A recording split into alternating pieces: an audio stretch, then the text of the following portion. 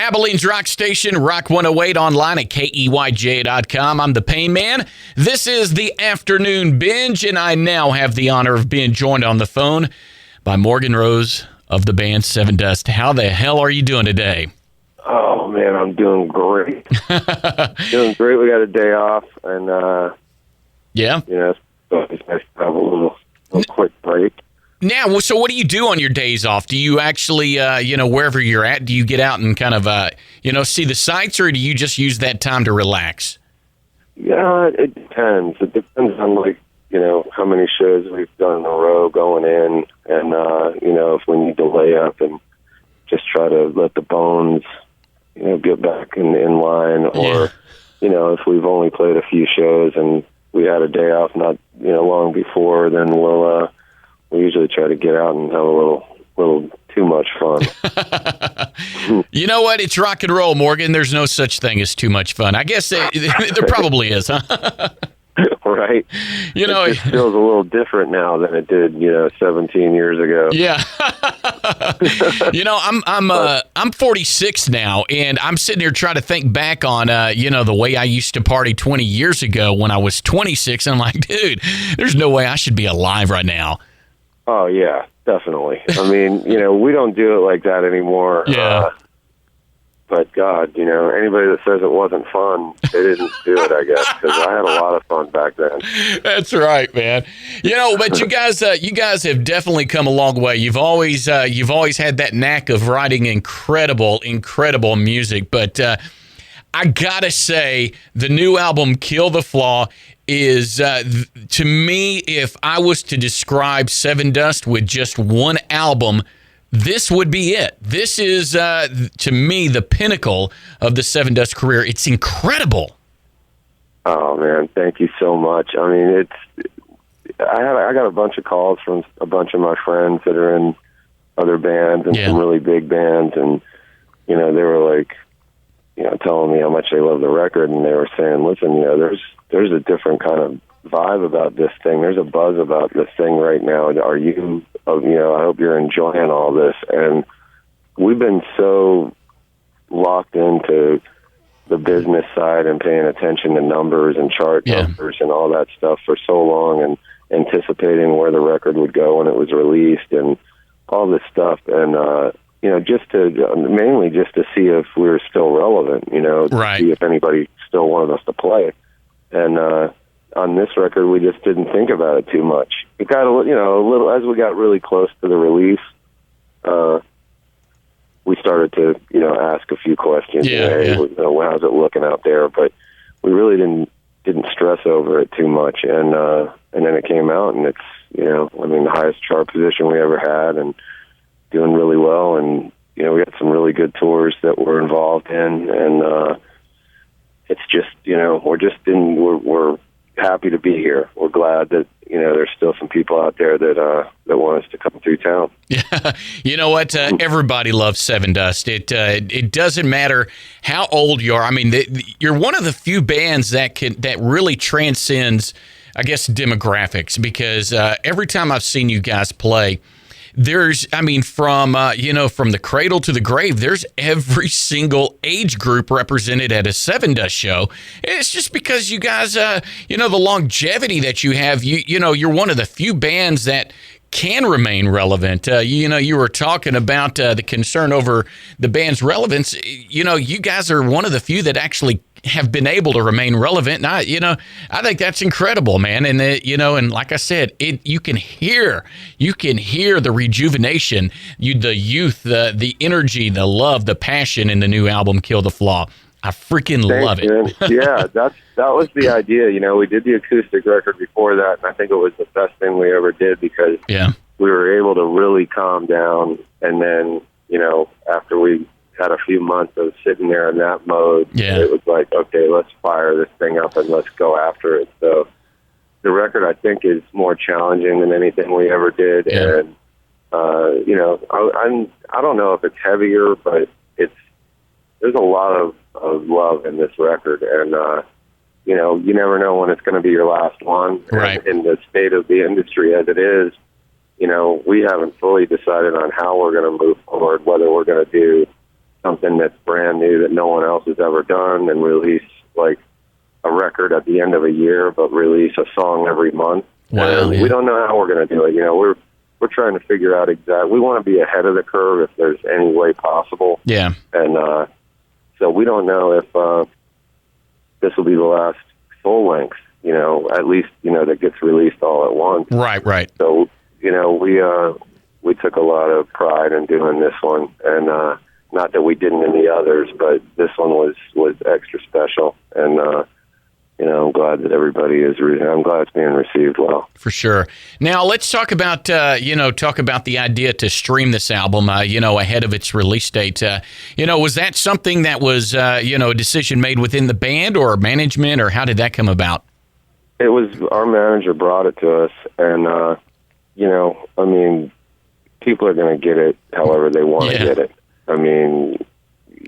If somebody wants to, we don't want to. We don't want returns. We don't want to rip anybody off. We don't want somebody to buy the record and be like, "Oh, this record's crap." But even still, the day the record comes out, it's all over, and you could watch it and listen to it for free on the internet all you want. You can go to Apple Music and you can pay $10 for every song and record that's ever been made, or you can spend $10 on a Sevendust record.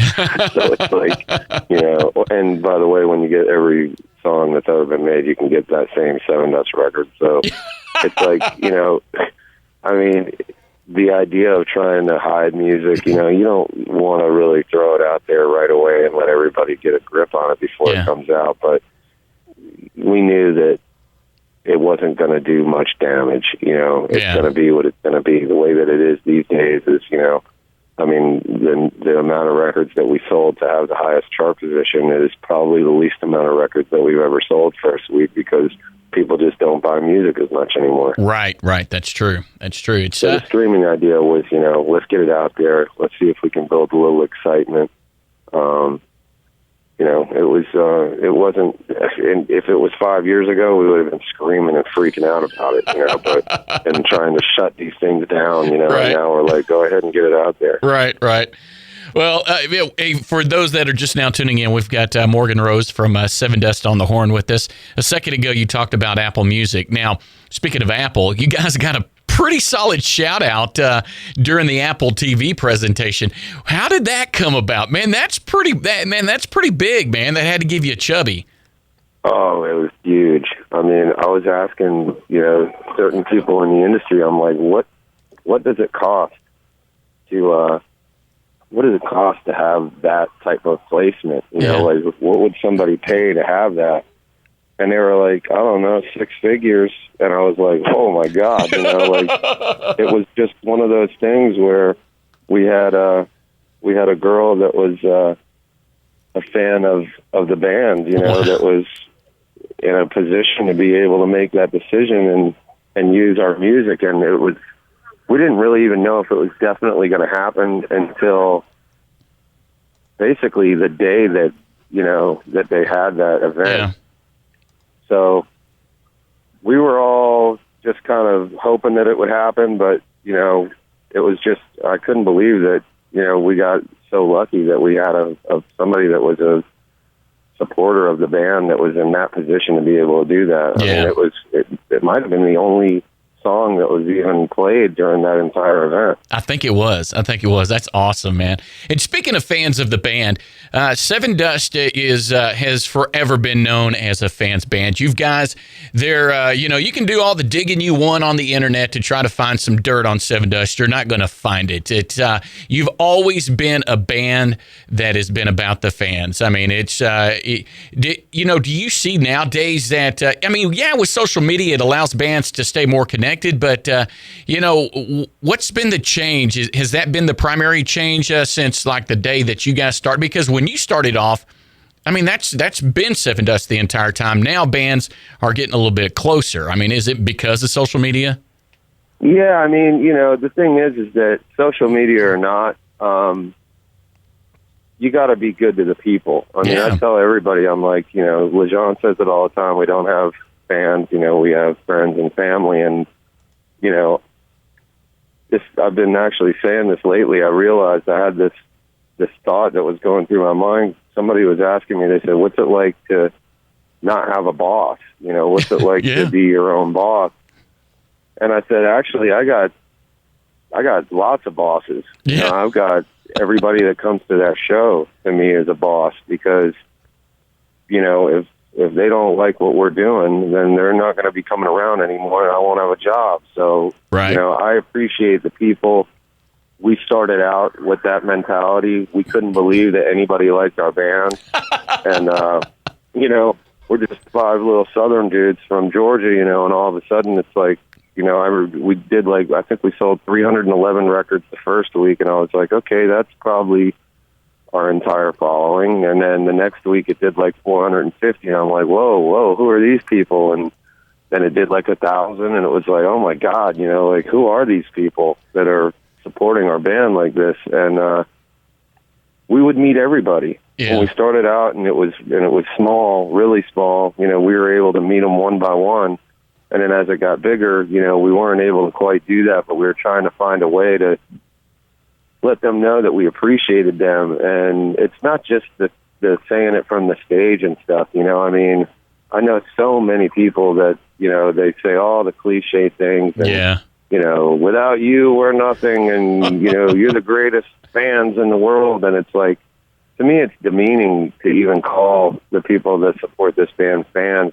It feels like that's below us or something, So we just couldn't do that, We just don't call them fans. They're family to us. We really care about them, and we try to let them know that we appreciate them, and the loyalty that they have is unmatched. I mean, I can honestly say that we have the best supporters in the business. I mean, I said it a long time ago, and I'll stick by it. You can put anybody's best 1,000 against our best 1,000, and we're going to whip everybody's ass.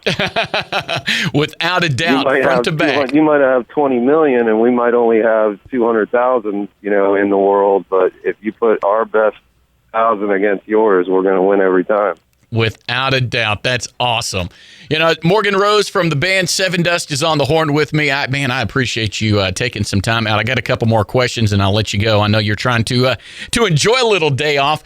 It's all good. I'm just amped up, for, getting ready to get this thing really fired up. I mean, we're in the support position right now, which is really a great spot for us to get warmed up, and touring with Godsmack, and then with Shine Down and Breaking Ben, and all those guys are a family to us, and we get a chance to really hang out with them and spend some time with them, and warm ourselves up into this cycle, which will really start kicking in hard in April. So you guys are already planning that far ahead, then, huh? Oh yeah, we're booked for a long time. I mean, we're going to finish this up. I don't even know if I'm supposed to say it, but I'm gonna. We're going to go to Australia and do that in March, and take a quick break, and then we're going to hit it up right when we get back. And we've already got all the submissions in, and the bands that we're going to bring out with us are going to be, I think that the people will be real excited about that. And for the first time in a while, I think we're going to put together a really, really strong bill with some really great bands, and we're going to bring a lot of production out, and we're going to take the chance of spending a lot of money to make sure that the show is the best show that we've ever put on, and it's going to be exciting. I'm looking forward to it. Can't wait to see you guys again. I've seen you on stage 7 times, so an 8th time is definitely one that I'm looking forward to.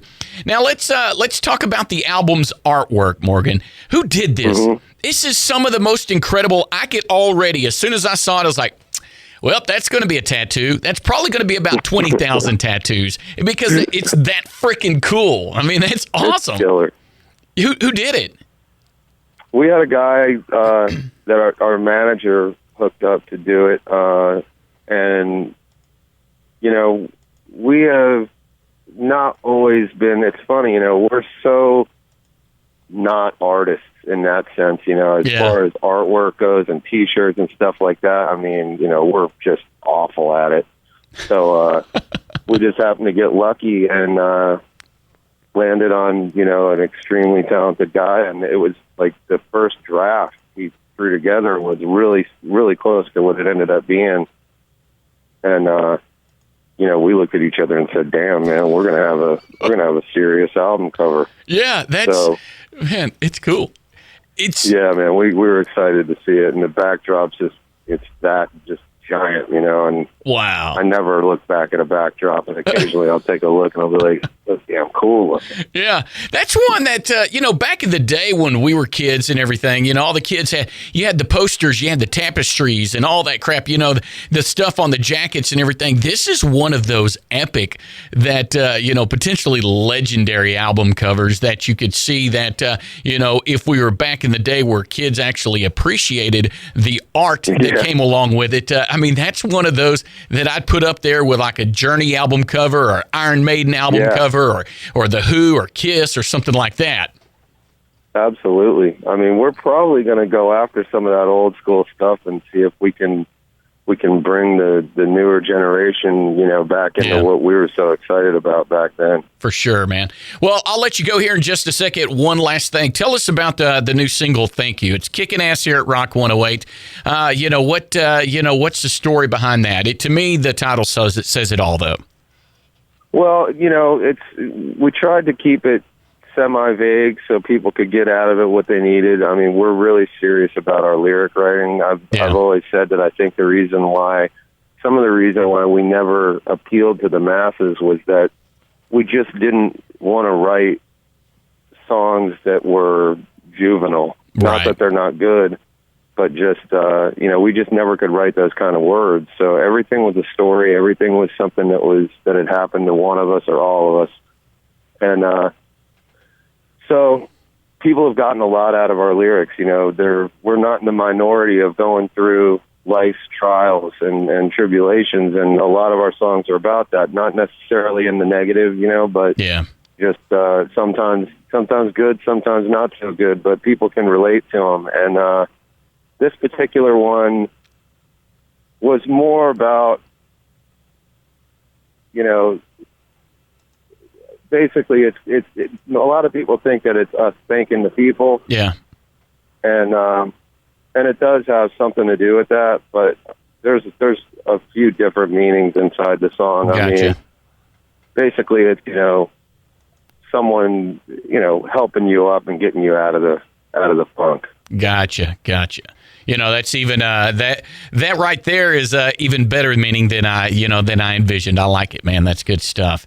Morgan Rose from the rock band Sevendust, I can't thank you enough for joining us on the phone today and for indoctrinating the crowd and bringing everybody on with the brand new Afternoon Binge show. I thank you very much for joining us. Best of luck with the new album and the touring, and we'll see you on the road for sure. Thank you so much, man. Thank you for the support, and we can't wait to get over there to see you guys.